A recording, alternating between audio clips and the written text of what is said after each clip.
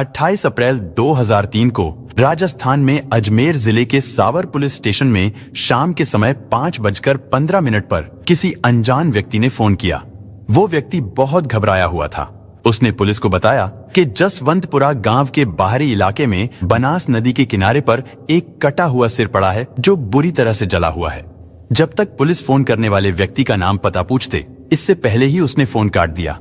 लेकिन सूचना मिलते ही सावर पुलिस स्टेशन के एसएचओ सुरेंद्र सिंह तुरंत अपनी टीम के साथ बनास नदी के किनारे पर पहुंचे और जब उन्होंने सूखे तल पर पिलर नंबर 11 के पास जाकर देखा तो वहां पर वास्तव में एक जला और कटा हुआ सिर पड़ा था। वहां पर उन्हें एक प्लास्टिक का थैला भी मिला, उस पर भी खून लगा हुआ था। अभी पुलिस जांच कर ही रही थी, तभी अचानक पुलिस को देखकर कुछ स्थानीय लोग भागते हुए बदहवास हालत में वहां पहुंचते हैं। उन्होंने पुलिस को बताया कि गांव के बाहर बजरंग नाम के व्यक्ति के कुएं में एक गठरी तैर रही है, जिसकी वजह से कुएं से बहुत बदबू आ रही है और वहीं पुलिया के पास खून से सने कुछ कपड़े भी पड़े हुए हैं। पुलिस तुरंत उस कुएं की ओर दौड़ती है। रास्ते में बनास नदी से 2 किलोमीटर की दूरी पर एक पुलिया के नीचे सावर पुलिस को एक शर्ट, तकिया, टेबल का कवर और 2 प्लास्टिक के कट्टे मिलते हैं। वो सब खून से सने हुए थे। इसके बाद पुलिस जसवंतपुरा गांव के बाहर बजरंग नाम के व्यक्ति के कुएं पर पहुंचती है। उस कुएं में गठरी तैरती दिखाई दे रही थी। उसे रस्सी में लोहे का हुक बांधकर ग्रामीणों की मदद से बाहर निकाला गया। लेकिन जैसे ही उस गठरी को खोला गया तो उस गठरी के अंदर का दृश्य देखकर पुलिस वालों के भी होश खराब हो गए। उस गठरी के अंदर एक व्यक्ति की नग्न लाश थी। वो लाश जगह जगह से जली हुई थी। उसका सिर भी कटा हुआ था। उसकी आंतें बाहर निकली पड़ी थीं, जिसकी वजह से उस लाश से बहुत ही गंदी बदबू आ रही थी। अब ये बात तो साफ हो चुकी थी कि कातिलों ने किसी व्यक्ति का कत्ल करके उसकी पहचान छिपाने के लिए शव को काटकर फिर उसे जलाकर अलग अलग जगहों पर फेंक दिया था। पुलिस ने लाश के सिर और धड़ को सावर हॉस्पिटल की मोर्चरी में भिजवा दिया। वहां पर उसका पोस्टमार्टम किया गया। इधर पुलिस ने उस व्यक्ति की पहचान करने की बहुत कोशिश की, लेकिन उस शव की पहचान नहीं हो पाई। पोस्टमार्टम करने वाले डॉक्टर्स ने पुलिस को बताया कि मृतक की बाईं आंख के नीचे एक स्टील का तार लगा हुआ है, यानी उसकी पहले भी कोई मेजर सर्जरी हुई थी। उसी सर्जरी के दौरान ये तार लगाई गई होगी। लेकिन पुलिस को नहीं पता था कि आगे चलकर यही स्टील का तार उनके लिए इस केस की इन्वेस्टिगेशन में सबसे अहम कड़ी साबित होगा। खैर, शव की शिनाख्त ना होने पर कुछ समय बाद उसका अंतिम संस्कार कर दिया गया। जहां एक तरफ पुलिस के लिए ये सिर कटी लाश अनसुलझी पहेली बनी हुई थी, वहीं दूसरी ओर किशनगढ़ शहर में रहने वाले एक बड़े मार्बल कारोबारी भवानी शंकर शर्मा अचानक लापता हो गए थे। भवानी शंकर शर्मा पिछले कई दिनों से अपने गोडाउन पर नहीं आ रहे थे, जिस कारण मजबूरी में उनकी जगह अब उनकी पत्नी निधि शर्मा को ही मार्बल गोडाउन पर आना पड़ रहा था। भवानी शर्मा और निधि के 2 बच्चे भी थे। भवानी शंकर किशनगढ़ का ही रहने वाला था। शादी के कुछ साल बाद वो अपने माता पिता से अलग अपनी पत्नी और बच्चों के साथ किशनगढ़ में ही दूसरे फ्लैट में रहने लगा था। पत्नी के प्रेशर के बाद वो माता पिता से अलग तो रहने लगा था, लेकिन भवानी शंकर हर रोज अपने माता पिता से फोन पर बात करता था, उनका हाल चाल पूछता था। वो अक्सर उनसे मिलने भी चला जाता था। लेकिन अब अचानक दुर्गा प्रसाद की अपने बेटे भवानी शंकर से बातचीत होनी बंद हो गई थी, जिसकी वजह से उन्हें भवानी शंकर के बारे में कुछ भी पता नहीं चल पा रहा था। 25 अप्रैल 2003 को भवानी शंकर आखिरी बार अपने माता पिता से मिलने आया था। उस दिन वापस अपने घर पहुंचकर उसने अपने पिता को ये बताने के लिए फोन भी किया था कि वो ठीक ठाक घर पहुंच गया है। लेकिन इस फोन के बाद ना तो भवानी अपने माता पिता के घर गया और ना ही फिर कभी उसने माँ बाप को फोन किया। इसी बीच दुर्गा प्रसाद को पता चला कि आजकल मार्बल गोडाउन पर उनके बेटे की जगह उसकी पत्नी निधि आ रही है। इस बात से वो और भी ज्यादा टेंशन में आ गए। ये सब सुनते ही दुर्गा प्रसाद को बेटे की चिंता होने लगी थी। उन्होंने पहले बेटे भवानी शंकर के घर पर फोन लगाया तो वहां से पता चला कि निधि शर्मा गोडाउन में जा चुकी है। इसके बाद उन्होंने निधि को गोडाउन में फोन लगाया और उससे भवानी के बारे में पूछा। इस पर निधि ने ससुर दुर्गा प्रसाद से कहा कि आप गोडाउन में आ जाओ, लेकिन घर पर मत आना, क्योंकि मैं तुम्हारी सेवा करने के लिए खाली नहीं बैठी हूँ। दुर्गा प्रसाद को अपनी बहू से इससे ज्यादा और कोई उम्मीद भी नहीं थी, इसलिए ना तो वो निधि के घर गए और ना ही गोडाउन पर गए।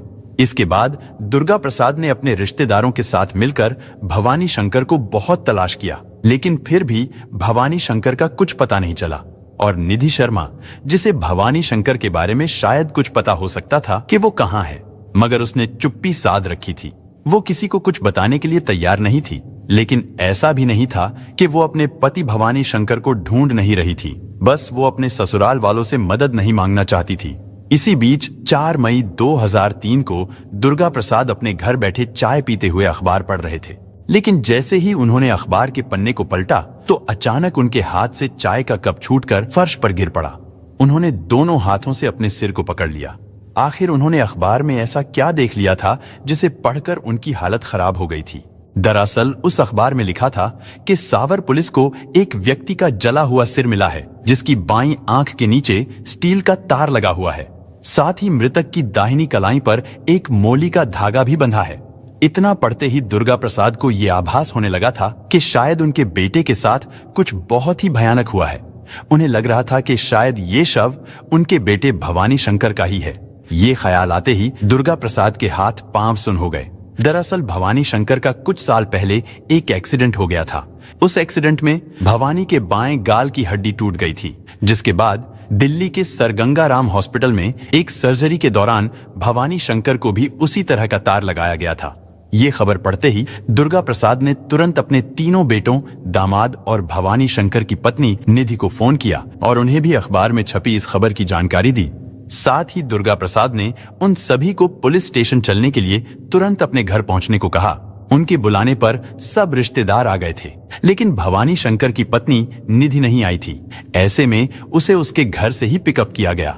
निधि ने उनके साथ चलने से पहले अपने घर के सभी कमरों को लॉक किया और उनकी चाबियां अपने साथ लेकर पुलिस स्टेशन चली गई। जब परिवार के सभी लोग सावर पुलिस स्टेशन पहुंचे तो दुर्गा प्रसाद ने पुलिस को बताया कि उनका बेटा भवानी शंकर शर्मा पिछले 8 दिनों से लापता है। दुर्गा प्रसाद ने पुलिस वालों को अखबार में छपी उस खबर और स्टील वाली तार के बारे में भी बताया। साथ ही उन्होंने उस लाश को देखने की भी मांग की। पुलिस ने उन्हें बताया कि वो लाश पूरी तरह से गल चुकी थी, इसलिए हमने उस शव का पूरे रीति रिवाज के साथ अंतिम संस्कार कर दिया था, लेकिन हमने उसके पास से मिले कपड़े और कुछ सामान को संभाल कर रख लिया था। वो सामान हम आपको दिखा देते हैं। लेकिन जैसे ही पुलिस ने खून से सना कपड़ों का वो थैला निधि और दुर्गा प्रसाद के सामने रखा तो निधि उस थैले को खोलने से पहले ही जोर जोर से चिल्लाने लगी कि ये कपड़े उसके पति भवानी शंकर के ही हैं। एसएचओ सुरेंद्र सिंह को निधि की ये हरकत थोड़ी अजीब लगी, लेकिन वो किसी नतीजे पर पहुंचने से पहले और ज्यादा पुख्ता सबूत चाहते थे। दुर्गा प्रसाद ने खून से सनी शर्ट को देखकर कहा कि हाँ, ये कपड़े भवानी शंकर के हैं। निधि ने भी पुलिस को यही बताया कि ये शर्ट उसके पति भवानी शंकर की ही है और खून से सना तकिए का कवर और चादर भी उनके ही कपड़े हैं। लेकिन पुलिस की नजरों में सिर्फ निधि के कहने से वो शर्ट और बैग भवानी शंकर का नहीं हो जाता। यानी इससे ये साबित नहीं होता कि जो लाश पुलिस ने जलाई है वो भवानी शंकर की ही थी। पुलिस को तो कोई ठोस सबूत चाहिए था। इस पर दुर्गा प्रसाद ने पुलिस को बताया कि आपको जो स्टील का तार मिला है वो स्टील का तार भी उनके बेटे भवानी शंकर को ही लगाया गया था, क्योंकि इस घटना से 11 साल पहले जब उनके बेटे का एक्सीडेंट हुआ था तो उसके दाएं गाल की हड्डी टूट गई थी। दुर्गा प्रसाद अपने बेटे को दिल्ली के सर गंगा राम हॉस्पिटल लेकर गए थे। वहां पर डॉक्टर शिव शंकर साहा ने सर्जरी के दौरान उस तार से भवानी शंकर के गाल की हड्डी को माथे की हड्डी से जोड़ा था। लेकिन पुलिस वाले दुर्गा प्रसाद की इस बात पर भी विश्वास करने को तैयार नहीं थे। इस बात को कंफर्म करने के लिए थाना प्रभारी सुरेंद्र सिंह ने दुर्गा प्रसाद से नंबर लेकर सर गंगा राम हॉस्पिटल में डॉक्टर साहा से फोन पर बात की।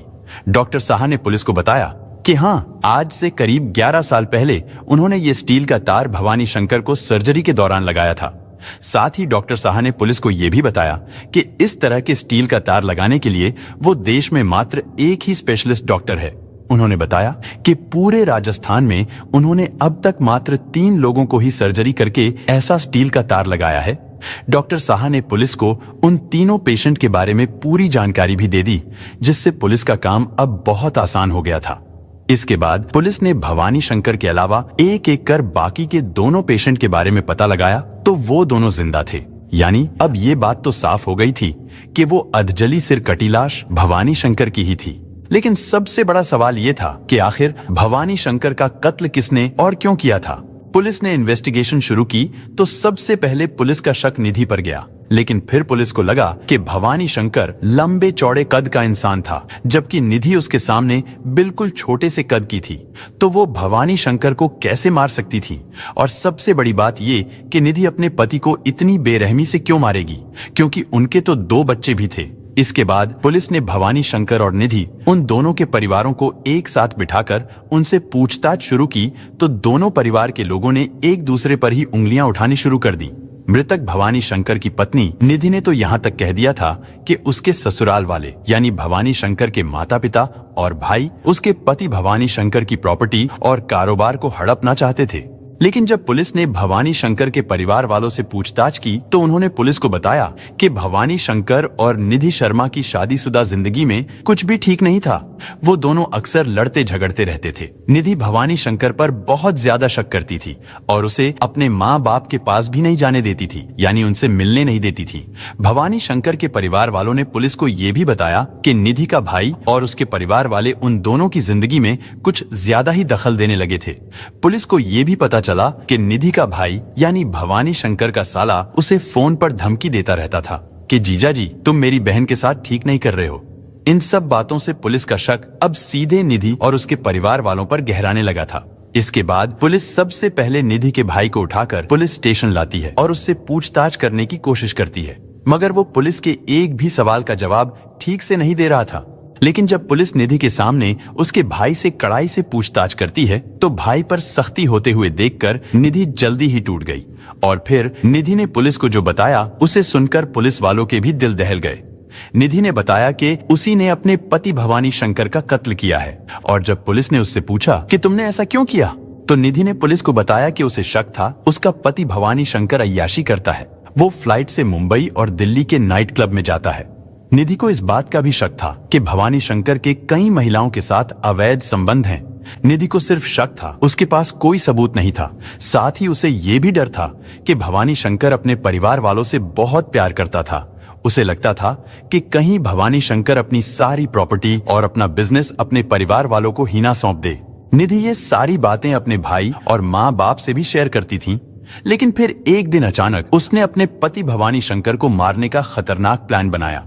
निधि ने बताया कि उसने अपने ड्राइवर और भवानी शंकर के दोस्त अशोक वैष्णव के साथ मिलकर घर के अंदर ही अपने पति भवानी शंकर की हत्या कर दी थी। निधि ने भवानी शंकर के दोस्त अशोक वैष्णव को भी रुपयों और गाड़ी देने का लालच देकर इस कत्ल में शामिल कर लिया था। असल में भवानी शंकर ने अशोक वैष्णव को एक गाड़ी फाइनेंस की थी। निधि ने अशोक को यही लालच दिया था कि अगर वो भवानी शंकर के कत्ल में उसका साथ देगा तो उसे फाइनेंस के रुपए नहीं चुकाने पड़ेंगे। इतना ही नहीं, निधि ने उससे ये भी कहा था कि वो उसे रुपयों से मालामाल कर देगी। बस इसी लालच में आकर अशोक उसका साथ देने के लिए तैयार हो गया था। इसके बाद जब भवानी शंकर शाम को अपने गोडाउन से घर वापस आया तो निधि ने सबसे पहले भवानी शंकर के जूस में नींद की गोलियां मिलाई। उस जूस को पीते ही भवानी शंकर बेहोश हो गया। इसके बाद निधि ने अशोक को आवाज लगाई। अशोक अपने साथ एक कुल्हाड़ी भी लेकर आया था।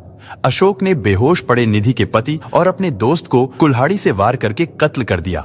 अशोक ने अपने जिगरी दोस्त भवानी शंकर के धड़ और सिर को कुल्हाड़ी से अलग कर दिया था। गर्दन अलग होते ही भवानी शंकर के शरीर से खून का फुवारा छूट गया। उसके खून को उन्होंने एक प्लास्टिक कैन में भर लिया और जब इससे भी उनका दिल नहीं भरा तो वो दोनों उसकी बॉडी को नीचे बेसमेंट में ले गए। वहां पर उन्होंने उसकी बॉडी को जलाने की कोशिश की, लेकिन भवानी शंकर की बॉडी पूरी तरह से नहीं जली थी। इसके बाद वो दोनों भवानी के सिर को छत पर लेकर गए। वहां पर उन्होंने भवानी के सिर को गैस बर्नर पर रखकर उसे पूरी तरह जला दिया, जिसके बाद उन्हें पूरा विश्वास हो गया था कि अब कोई भी उस सिर की पहचान नहीं कर पाएगा। इसके बाद वो लोग भवानी के शव को और खून में सने उसके कपड़ों को गाड़ी में रखकर जंगल की ओर निकल पड़े। जिस कुल्हाड़ी से भवानी शंकर का कत्ल किया गया था, उन्होंने उस कुल्हाड़ी को एक बबूल के पेड़ के नीचे फेंक दिया था। रात के करीब 2 बज चुके थे। अशोक और निधि भवानी की लाश को लिए इधर उधर भटक रहे थे, क्योंकि उनका प्लान ये था कि वो लोग भवानी की लाश को बनास नदी में फेंक देंगे। लेकिन जब वो लोग बनास नदी के पास पहुंचे तो अचानक अशोक को गश्त कर रही पुलिस की गाड़ी के सायरन की आवाज सुनाई दी। वो पुलिस की गाड़ी उनकी तरफ ही बढ़ती चली आ रही थी, जिसे देखकर निधि और अशोक बुरी तरह घबरा गए। वो लोग भवानी शंकर की लाश को छोड़कर भागने ही वाले थे, लेकिन तभी उन्हें एक कुआं दिखाई देता है। जल्दी जल्दी में उन्होंने भवानी के धड़ को उस कुएं में फेंक दिया। फिर थोड़ी दूरी पर वो लोग उसके कपड़ों को भी फेंक देते हैं। और सबसे आखिर में उन्होंने उसके सिर को भी फेंक दिया। इसके बाद उन्होंने भवानी के शरीर से निकले हुए खून से भरे उस कैन को हटुंडी नाम की जगह पर एक गड्ढा खोदकर उसमें गाड़ दिया। इसके बाद वो लोग वापस किशनगढ़ आ गए। किशनगढ़ लौटने के बाद अगले दिन सुबह को निधि ने घर में काम करने वाली एक महिला को बुलाकर साफ सफाई करवाई। उस दौरान काम करने वाली महिला ने फर्श पर लगे खून के धब्बे देखकर निधि से पूछा भी था कि ये धब्बे कैसे हैं। इस पर निधि ने उससे कहा था कि ये खून नहीं, कलर है। इधर जब पुलिस मौकाए वारदात यानी भवानी शंकर के घर पर जांच करने के लिए पहुंची तो वहां पर पुलिस को भवानी शंकर की लिखी एक डायरी मिलती है। दरअसल भवानी शंकर को डायरी लिखने का भी शौक था, लेकिन उस डायरी में जो लिखा था उसे सुनकर शायद आपकी आंखों में भी आंसू आ जाएंगे। इसलिए भवानी की इस दुख भरी जिंदगी को बहुत ध्यान से सुनना। दरअसल भवानी भले ही एक बड़ा बिजनेसमैन था, लेकिन वो अपनी जिंदगी में खुश नहीं था, क्योंकि जब पुलिस ने उस डायरी को पढ़ना शुरू किया तो पता चला कि भवानी की पत्नी निधि उसे एक बार नहीं बल्कि बार बार मारती थी। भवानी शंकर की डायरी ने निधि को लेकर कई खुलासे किए थे। 15 मई सन 2002 को पेज नंबर 134 पर भवानी ने लिखा था, सुबह से ही निधि तलाक के लिए जोर दे रही है। मैंने उसे मना किया तो वो घर से जाने लग गई। मैंने उसे रोकने की कोशिश की तो उसने मुझ पर पलटवार भी किया। मैंने उसे दिखाने के लिए कोर्ट के नंबर लिए और फोन भी लगाया। मुझे पता था कि कोर्ट में दोपहर 1 बजे तक ही काम होता है, इसलिए मैंने जानबूझकर टाइम जाया किया। फिर दोपहर 1 बजे हम दोनों कोर्ट में पहुंचे, तब तक कोर्ट बंद हो गया था। उसने वकील के पास चलने की जिद की तो हम वकील के पास गए और तलाक के पेपर रेडी करने को कहा। वकील ने हम दोनों को बहुत समझाया। इसके बाद निधि गुस्से में मोटरसाइकिल से जयपुर के लिए रवाना हो गई। मैंने उसे बहुत ढूंढा, लेकिन उसका कोई पता नहीं चला। इसके बाद मैं घर पहुंचा तो पता चला कि उसने बाहर चाय बनाने वाली महिला को कहा था कि मेरे दोनों बच्चों को घर के अंदर बंद करके बाहर से गेट लगा देना। इसके बाद वो रात को 11 बजे घर लौटी थी। इसके बाद 20 मई सन 2002 को पेज नंबर 139 पर भवानी ने लिखा था, निधि ने मुझसे पूछा कि मैंने उसके बुरे व्यवहार और स्वभाव के बारे में उसके घर वालों को क्यों बताया है।